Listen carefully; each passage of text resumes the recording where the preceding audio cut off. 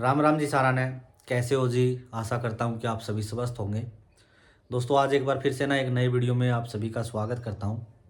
और दोस्तों आज इस वीडियो में ना मैं आप लोगों के साथ मेरी कुछ आप बीती है वो शेयर करूँगा। देखिए किडनी की जब मेरे को बीमारी हुई, जब मेरे को ये कन्फर्म हुआ कि भाई मैं एक किडनी पेशेंट हूँ, तो उस टाइम पे हम अक्सर कुछ गलतियाँ करते हैं भाई। जैसे मैंने की, देखिए मैंने क्या गलती की थी उस टाइम पे। मैं जब एलोपैथिक के अंदर डॉक्टर से मेरा जब ट्रीटमेंट चल रहा था एलोपैथिक में, तो करीबन 2-3 महीने हुए थे ट्रीटमेंट को चलते हुए। तो एक बार मैं शहर गया हुआ था, वहाँ पर मैंने वैसे ही अपना क्रेटिनाइन और यूरिया चेकअप करवा लिया। तो जो पहले मेरा क्रेटिनाइन था 2.86 के आसपास था भाई, लेकिन जब मैंने वहाँ पे उस दिन चेकअप करवाया तो 3.1 के आसपास आया मेरा क्रेटिनाइन। तो भाई मैंने फिर इमरजेंसी के अंदर डॉक्टर से मैं मिला और डॉक्टर को मैंने बोला कि भाई जैसे मेरा अभी ट्रीटमेंट चल रहा है आपके यहाँ पे, और ट्रीटमेंट मेरा बहुत अच्छा चल रहा है, मैंने किसी तरह की कोई मेडिसिन मिस नहीं की है, टाइम टू टाइम मैं अपनी मेडिसिन ले रहा हूँ। फिर भी मेरा जो क्रेटिनाइन है स्टेबल नहीं है, इंक्रीज़ हो रहा है, बल्कि डिक्रीज़ होना चाहिए। तो उस टाइम पे डॉक्टर ने कहा कि भाई देखिए आपकी जो बीमारी है ना, ये इसी तरह की बीमारी है।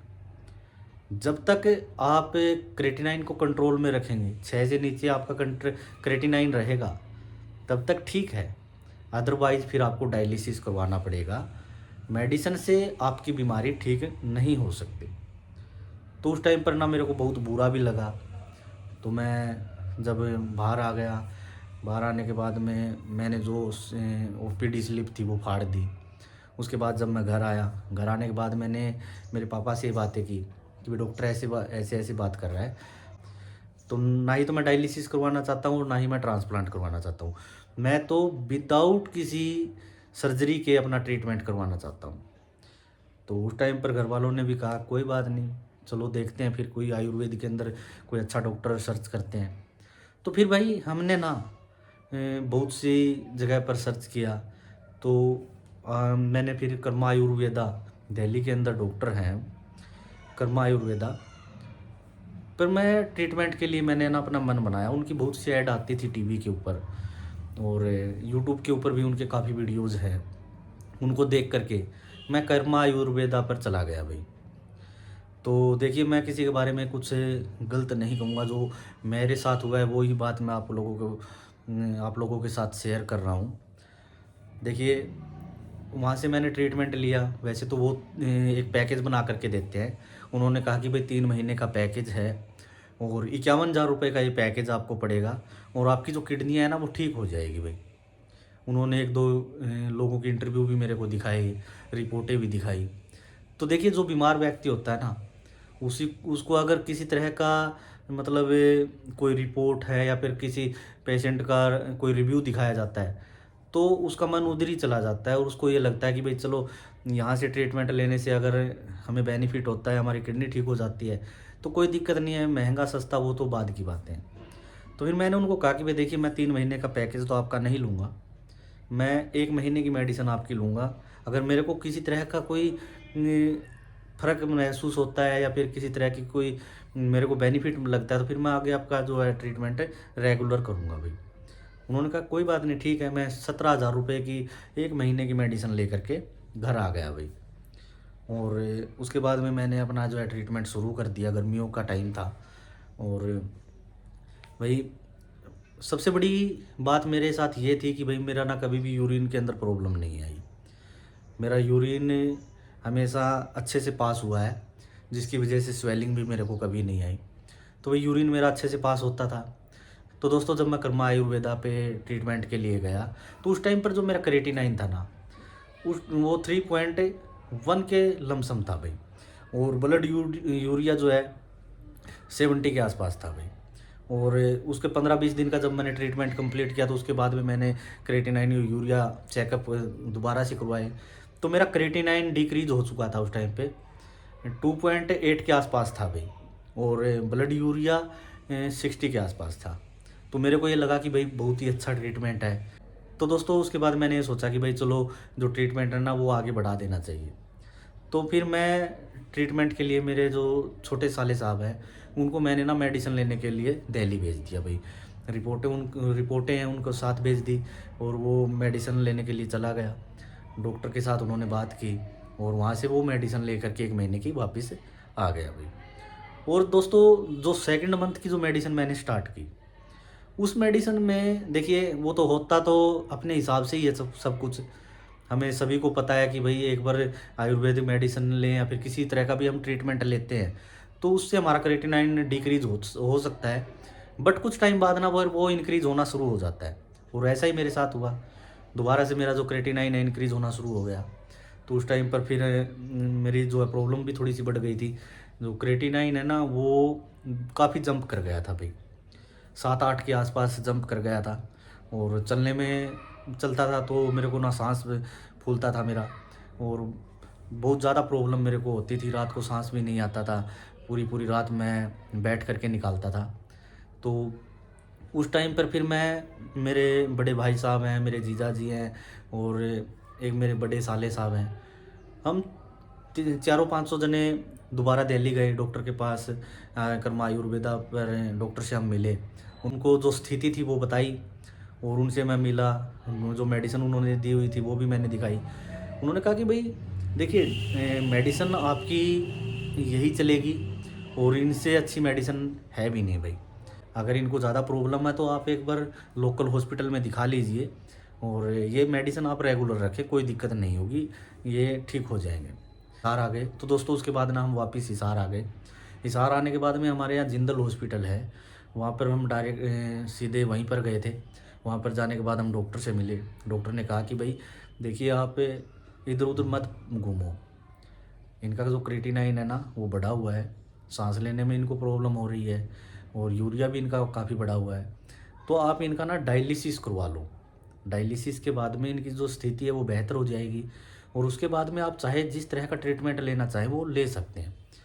तो फिर भाई वैसे ही मैं ना डायलिसिस करवाना ही नहीं चाहता था, तो हम बाहर आ गए। तो जो वेटिंग एरिया होता है वहाँ पर हम बैठ गए। वहाँ बैठने के बाद में डिस्कस कर रहे थे कि भाई डायलिसिस यहाँ करवाएं या फिर कौन से अदर हॉस्पिटल में हमें जाना चाहिए। तो मैंने उनको कहा कि भाई देखिए मैं वैसे तो डायलिसिस करवाना ही नहीं चाहता, अगर मेडिसिन से कोई बात बन सकती है तो बहुत अच्छी है। तो जो मेरे वाइफ के मामा जी हैं ना, उनके लिंक में एक जयपुर सवाई मानसिंह जो हॉस्पिटल है, वहाँ पे कार्डियोलॉजिस्ट जो डॉक्टर हैं उनके वो धर्म भाई हैं। तो उनसे हमने बात की मामा जी से, तो उन्होंने वहाँ पे हॉस्पिटल में डॉक्टर से बात की। तो उन्होंने कहा कि कोई दिक्कत नहीं है, आप ना सुबह मॉर्निंग के अंदर आप इनको यहाँ ले आएँ हॉस्पिटल में। मैं यहाँ पे नेफ्रोलॉजिस्ट जो यूनिट है उसमें बात कर लूँगा और यहाँ पर हम चेकअप करवाएंगे क्या कुछ दिक्कत है, उसके बाद में आप यहीं से मेडिसिन शुरू कर लेना। तो फिर हमने मन बना लिया कि भाई चलो हमें सुबह ना जयपुर के लिए निकलना चाहिए। सुबह जल्दी उठे और उठने के बाद अपना जो भी रिपोर्टें हैं वो ले करके जयपुर के लिए हम निकल लिए। तो भाई जब जयपुर से हम 30 किलोमीटर इधर थे ना, उस टाइम पर मेरे को ना बहुत ज़्यादा प्रॉब्लम हो गई थी सांस लेने में। उस टाइम तो मैं ना मुंह से सांस लेना मैंने शुरू कर दिया था और मैंने बोल दिया था कि भाई प्रॉब्लम अब मेरे को ना बहुत ज़्यादा दिक्कत है, अगर कुछ हो सकता है तो आप जल्दी करें भाई। तो फिर मेरे जो जीजा जी थे वो गाड़ी चला रहे थे, उन्होंने बहुत फास्ट मतलब कोशिश की कि बहुत जल्दी से मेरे को ना हॉस्पिटल को पहुंचाएं। और उसी टाइम पर हमने डॉक्टर से भी बात कर ली थी कि भाई क्या करना चाहिए। वो बोले कि कोई दिक्कत नहीं है, आप ना डायरेक्ट मेरी, उन्होंने कोठी नंबर दे दिया था कि मैं हॉस्पिटल में नहीं मिलूँगा, आप यहाँ आ जाए और यहाँ आने के बाद मैं देखता हूँ क्या कुछ हो सकता है। तो हम वहीं डायरेक्ट उनके रूम पर पहुँचे, उनकी जो कोठी थी वहाँ पर पहुँचे। वहाँ पर पहुँचने के बाद में उन्होंने मेरे को देखा, देखने के बाद ना वहीं पर एक इंजेक्शन दिया उन्होंने, और इंजेक्शन देने के बाद में उन्होंने बोल दिया कि आप ना हॉस्पिटल में चले जाएं इमरजेंसी वार्ड के अंदर, और वहाँ पर ये डॉक्टर मिलेंगी और उसको ये पर्ची दे देना आप। तो भाई मैं वहाँ पर हम हॉस्पिटल में पहुँच गए और उस हॉस्पिटल में पहुँचने के बाद में इमरजेंसी वार्ड के अंदर जिससे डॉक्टर से हमें मिलना था उनसे मिल करके वो पर्ची दिखाई उनको, और पर्ची देखने के बाद वो बोले कि आप थोड़ा सा वेट करें, बैठ जाएं, मैं आपका ना मतलब जो भी फाइल फुल में एडमिट करने का जो प्रोसेस होता है वो उन्होंने शुरू कर दिया भाई। तो मैं बैठा हुआ था, मेरे मेरे पास में एक बेड लगा हुआ था, मैं बेंच पे बैठा हुआ था और साथ में एक बेड लगा हुआ था, वहाँ पे भी एक किडनी का पेशेंट सोया हुआ था। तो मैं उसके साथ बात कर रहा था कि भाई कब से आपको प्रॉब्लम है, क्या कुछ दिक्कत है, वो मेरे से बात कर रहा था। मैं बैठे बैठे ना वहाँ पर बेहोश हो गया बात करते करते ही। तो वहाँ पर ना जैसे स्टाफ भी था, डॉक्टर भी थे, मेरा एडमिशन का काम भी कर रहे थे, तो उन्होंने मेरे को उठा करके डायरेक्ट मेरे को ना डायलिसिस जहाँ पर होता है वहाँ पर ले गए भाई। और वहाँ पर जाते ही मेरे को ना गर्दन के अंदर उन्होंने लाइन डाल दी और भाई डायलिसिस के ऊपर मेरे को ले लिया भाई। और जब मेरे को ना मतलब होश आया अच्छी तरह से, तो उस टाइम पर करीबन करीबन डायलिसिस हो चुका था भाई। थोड़ी बहुत बकाया थी, 3 साढ़े 3 घंटे की डायलिसिस थी, तो भाई कब 15-20 मिनट रहते थे, अदरवाइज़ मेरी जो डायलिसिस है वो कंप्लीट हो गई थी। तो उस टाइम पर ना बहुत ज़्यादा पेन था मेरी बॉडी के अंदर, और जिस चीज़ से मैं भाग रहा था ना, मैं ये सोचता था कि भाई डायलिसिस नहीं करवाना है, और मैं भाई डायलिसिस के ऊपर ही पहुंच गया भाई। तो उस दिन मेरे को डायलिसिस मेरा हो गया। उसके बाद मेरे को वार्ड में ले आए। वार्ड में मैं थोड़ी सी बेहोशी की हालत थी मेरी, शायद इंजेक्शन उन्जेक्शन दिए होंगे उन्होंने। तो मैं ना फिर सो गया था भाई। सुबह जब मैं उठा तो आसपास बहुत से पेशेंट सोए हुए थे भाई, डायलिसिस पे थे वो भी। मैं वहाँ पे परेशान हो गया उनको देखते देखते। तो मैंने मेरे जीजा जी को बोला कि भाई मेरे को ना यहाँ से आप कहीं ना दूसरी जगह शिफ्ट करवाओ, मैं तो इनको देख देख के ही परेशान हो रहा हूँ, मैं तो इनको देख करके बहुत ज़्यादा अंदर से घबराहट हो रही है। उन्होंने कहा कोई बात नहीं, हम डॉक्टर को आने दो, डॉक्टर के आने के बाद में बात करेंगे। तो भाई जैसे डॉक्टर आए तो उन्होंने कहा कि एक डायलिसिस और करवाना पड़ेगा इनका, और उसके बाद में देखते हैं क्या कुछ सिचुएशंस रहती है, रिपोर्ट क्या आती है। तो उसके बाद में फिर मेरा एक डायलिसिस और हुआ, और 2 डायलिसिस हो गए मेरे। दूसरे डायलिसिस के बाद में जो मेरा क्रेटिनाइन था वो करीबन 4 के आसपास आ गया था। और उसके बाद में डॉक्टर ने बोल दिया था कि भाई आप अगर आपको वार्ड के अंदर परेशानी होती है तो भाई अभी जो प्राइवेट रूम है वो फ्री नहीं है, तो आप ना डिस्चार्ज करवा लें और 1 सप्ताह बाद दोबारा से आ जाएं, और उस टाइम देखते हैं कि भाई क्या कुछ सिचुएशंस रहती है, रिपोर्ट कितना अप डाउन रहता है। उसके बाद में देखेंगे डायलिसिस के साथ डायलिसिस करवाना पड़ेगा या फिर मेडिसिन पे रखना है। तो मेरे सामने तो यही बातें हुई थी, लेकिन भाई जो साथ में थे, पापा थे, एक मेरे वाइफ के मामा जी थे और साला साहब थे, उनको डॉक्टर ने बोल दिया था कि भाई ये डायलिसिस के ऊपर ही इनको रखना पड़ेगा, और या फिर इनका ट्रांसप्लांट करवाओ। उनको सच्चाई बता दी थी। लेकिन मेरे तो 1 सप्ताह बाद दोबारा से हम वहाँ गए। वहाँ जाने के बाद में डॉक्टर ने बोल दिया कि भाई देखिए इनका फिस्टुला बनवा दूँ, फिस्टुला बनवा करके इनको डायलिसिस पे जाना पड़ेगा, और जितना जल्दी हो सके तो आप इनका ट्रांसप्लांट करवा दें भाई, नहीं तो आपको डायलिसिस के साथ ही अपनी जो लाइफ है ना वो जीनी पड़ेगी। तो फिर भाई मैंने ना अपना फिस्टुला बनवाया, डायलिसिस भी करवाए, और फाइनली मैंने अपना ट्रांसप्लांट करवा करके आप सभी के बीच में अभी मैं बैठा हूँ। हाँ, तो भाई आज का ये वीडियो बनाने का सिर्फ मेरा एक ही मकसद है कि भाई जो लोग मेरी तरह हैं, जब डॉक्टर हमें बोल देते हैं कि भाई अभी आपको डायलिसिस करवाना पड़ेगा, तो उस टाइम पर हम उस डॉक्टर को ही चेंज कर देते हैं।